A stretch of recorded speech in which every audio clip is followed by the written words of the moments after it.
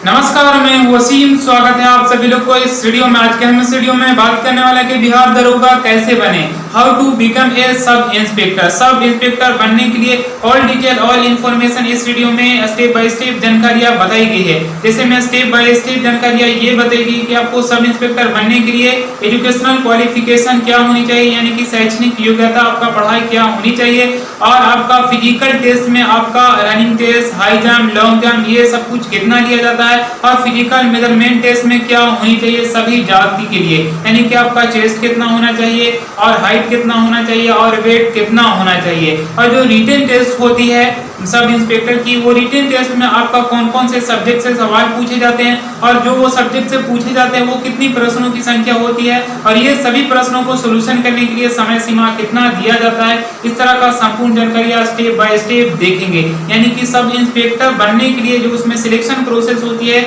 इस वीडियो में all information step by step उस तरह का जानकारियां बताई जा रही है।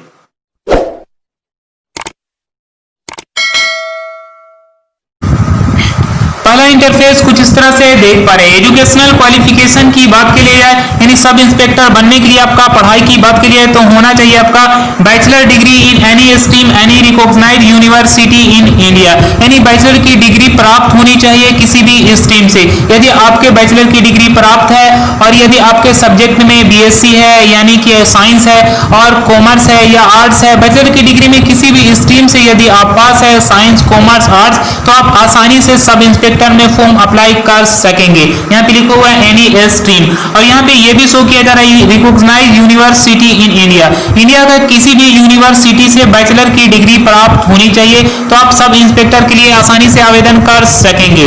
अब उसके बाद देख पा रहे हैं एज लिमिट, यहाँ पे एज लिमिट शो किया जा रहा है सभी जाति के लिए। यहाँ पे फर्स्ट नंबर में देख पा रहे हैं जनरल के लिए, तो जनरल कास्ट से जो बिलोंग करते हैं तो उनका मिनिमम एज इस फॉर्म को आवेदन करने के लिए, यानी सब इंस्पेक्टर बनने के लिए मिनिमम एज जनरल कास्ट के लिए 20 होनी चाहिए और मैं चाहिए सब इंस्पेक्टर में अप्लाई करने के लिए। अब उसके बाद देख पा रहे हैं ओबीसी, यानी ओबीसी कास्ट से जो बिलोंग करते हैं और सब इंस्पेक्टर बनना चाहते हैं तो उनका एज जो होना चाहिए मिनिमम 20 और मैक्सिमम 40, यानी 20 से 40 के बीच में सब इंस्पेक्टर बनने के लिए ओबीसी कास्ट के लिए एज होनी चाहिए। अब उसके बाद यहाँ पे देख पा रहे हैं एससी और एसटी कास्ट की बात के लिए जाए सब इंस्पेक्टर में आवेदन करने के लिए, तो मिनिमम इनका एज 20 होना चाहिए और मैक्सिमम यहाँ पे 42, यानी 20 to 42 ईयर्स एज होनी चाहिए एससी और एसटी कास्ट के लिए। अब यहाँ पे देख पा रहे हैं कि आपको सिलेक्शन प्रोसेस क्या होती है, यानी सब इंस्पेक्टर बनने के लिए आपको कितना फेज से गुजरना पड़ता है ज्वाइनिंग लेने के लिए, सिलेक्शन लेने के लिए। यहाँ पे फर्स्ट नंबर में देख पा रहे हैं प्री होती है और मेंस एग्जाम होती है। प्री और मेंस दो आपकी रिटन टेस्ट होती है, जो मैं आगे ये सभी रिटन टेस्ट का एग्जाम पैटर्न बताऊंगा कि कौन से सब्जेक्ट से कितने सवाल पूछे जाते हैं और ये सभी सवाल को सोल्यूशन करने के लिए समय कितना दिया जाता है। उसके बाद जब आप प्री और मेंस एग्जाम क्वालिफाई करते हैं तो उसके बाद आपका बुलाया जाता है फिजिकल टेस्ट, यानी फिजिकल टेस्ट में आपका सबसे पहले ये सब कुछ देखा जाता है। फिजिकल मेजरमेंट टेस्ट में हाइट, वेट, चेस्ट ये सब कुछ देखा जाता है। उसके बाद आपका लिया जाएगा फिजिकल टेस्ट, जो फिजिकल टेस्ट में आपकी running, high jump, long jump और गोला फेंक होती है। और उसके बाद जब आप फिजिकल टेस्ट क्वालिफाई करते हैं तो उसके बाद सबसे अंतिम जो होती है वो आपकी मेडिकल टेस्ट होती है। जो मेडिकल टेस्ट इसमें बिल्कुल ही ज्यादा हाई फाई नहीं होती है, defence job, Indian army, navy की तरह इसमें मेडिकल टेस्ट नहीं होती है, इसमें नॉर्मल मेडिकल टेस्ट होती है। तो चलिए हम लोग स्टेप बाय स्टेप देखेंगे कि प्री मेंस में आपकी जो प्री में आपकी एग्जाम होती है वो आपका एग्जाम पैटर्न क्या होता है, और मेंस में आपका एग्जाम पैटर्न सिलेबस क्या होता है, फिजिकल टेस्ट में क्या लिया जाता है, मेडिकल टेस्ट में इस तरह का संपूर्ण जानकारियां देखेंगे। सबसे पहले यहाँ पे देख पा रहे हैं कि प्री एग्जाम जो होती है, जो सब इंस्पेक्टर की प्री एग्जाम जो होती है वो दो सब्जेक्ट से यहाँ पे एग्जाम होती है। फर्स्ट नंबर में यहाँ पे देख पा रहे हैं जनरल नॉलेज और सेकंड नंबर पे करंट इवेंट्स, ये आपके दो विषय से सब्जेक्ट एग्जाम होती है सब इंस्पेक्टर में। यहाँ पे फर्स्ट नंबर में यहाँ पे ये शो किया जा रहा है कि जनरल नॉलेज में जो टोटल क्वेश्चन होती है वो 100 क्वेश्चन होती है, जो प्रत्येक जो क्वेश्चन होती है वो 2 मार्क्स के होते हैं। इसी तरह देख पा रहे हैं कि अगर 2 मार्क्स के क्वेश्चन हो जाएंगे तो यहाँ पे 200 टोटल मार्क्स हो जाएंगे, यानी 100 क्वेश्चन को अगर हम 2 से मल्टीप्लिकेशन करते हैं तो यहाँ पे टोटल मार्क्स 200 हो जाएंगे, यानी प्रत्येक क्वेश्चन 2 मार्क्स के, इसी तरह टोटल मार्क्स 200 के हो जाएंगे। अब ये यहाँ पे देख पा रहे हैं कि आपको ये सभी 100 क्वेश्चन को सोल्यूशन करने के लिए जो समय दिया जाता है वो 2 आवर्स यानी 2 घंटे का आपका समय सीमा दिया जाता है ये 100 प्रश्नों को सोल्यूशन करने के लिए। जब आप ये प्री एग्जाम क्वालिफाई करते हैं उसके बाद आपका मेंस एग्जाम में बुलाया जाता है।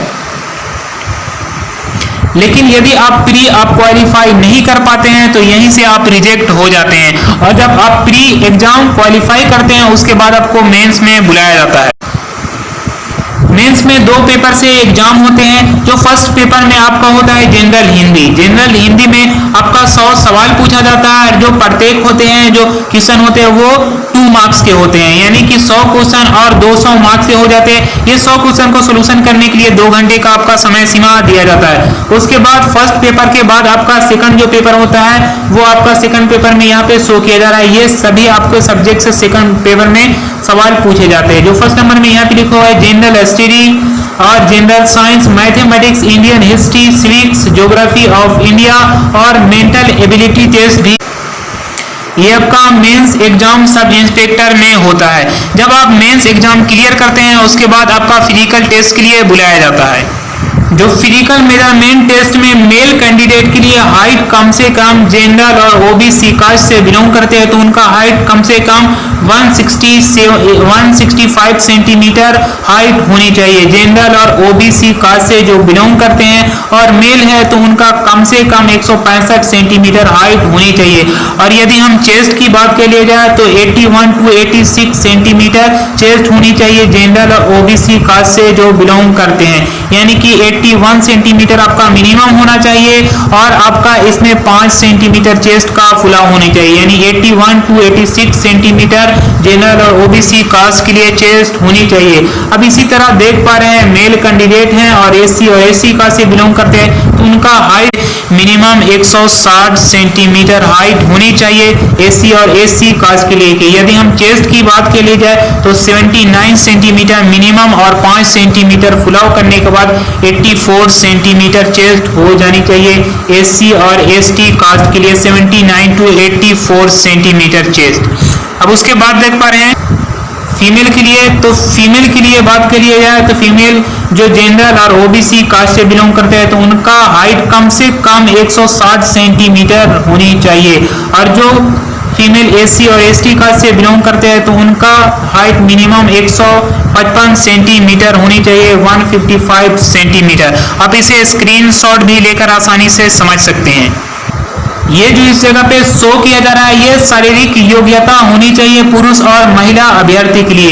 यदि ये सब कुछ आपके अंदर है, आप रिटन टेस्ट क्वालिफाई कर पाए हैं और ये आपका सब कुछ है, उसके बाद आपका जो बुलाया जाता है वो आपका फिजिकल टेस्ट लिया जाता है।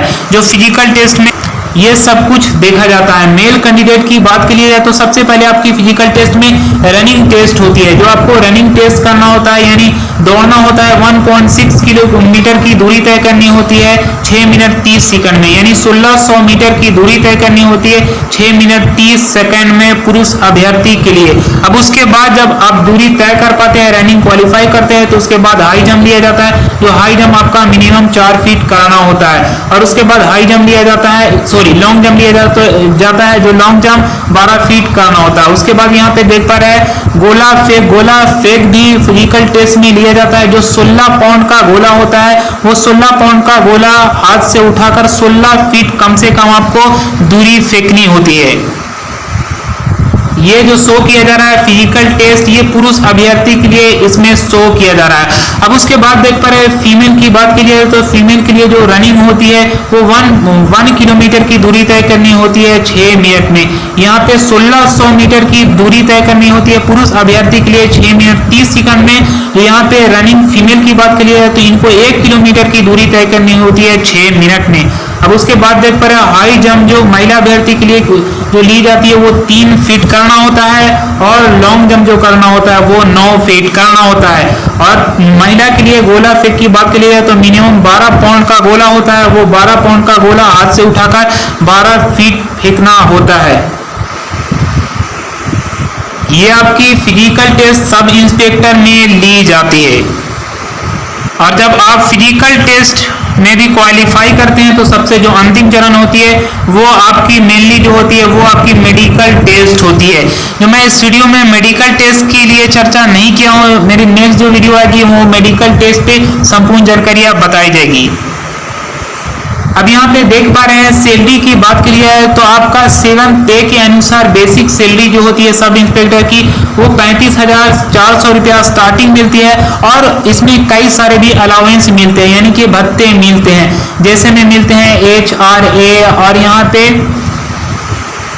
ड्रेस अलाउंस भी मिलते हैं, इसमें और भी कई सारे भत्ते मिलते हैं। ये सभी भत्ते को ऐड करने के बाद यानी बेसिक सैलरी 35,400 ऐड करने के बाद और भी इसमें कई सारे भत्ते मिलते हैं, तो ये सभी को ऐड करने के बाद मिनिमम जो आपको सब इंस्पेक्टर में सैलरी मिलती है वो करीबन आपको 50,000 के आसपास पर मंथ सैलरी मिलती है सब इंस्पेक्टर में।